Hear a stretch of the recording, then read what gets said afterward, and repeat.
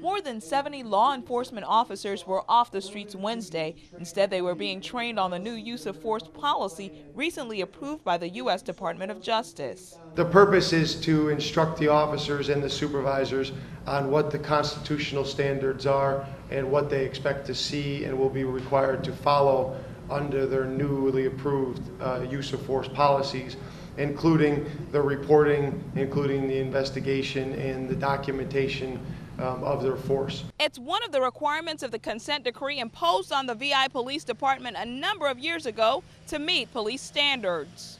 The police commissioner has pushed to move the training necessary that will bring the police department up to compliance and to enhance the police department and becoming a better working tool for the public. There's no secret here. The Vergennes Police Department is under consent decree. We're hoping to checkmark the fact that we have now gotten back a policy.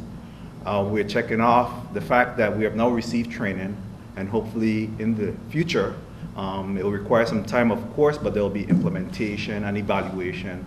Officials say they've made significant progress, although it will take some time for the VIPD to become fully compliant. Revising and updating the department's policies is a major part of the consent decree, and once each policy is approved, it's mandatory for every officer to be trained in that area. Each policy and each component of this, they'll be trained in, and it'll be continued over a period of time. It'll perhaps take 2, 3, 4 years, again, based on evaluation to make sure that our officers are following those consistency items that DOJ have determined that we need to follow. So far this week on St. Croix, 200 officers have gone through the 8-hour training.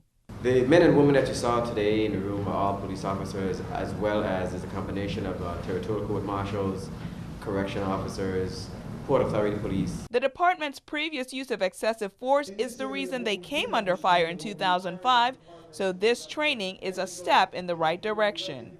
Erica Parsons, News 2.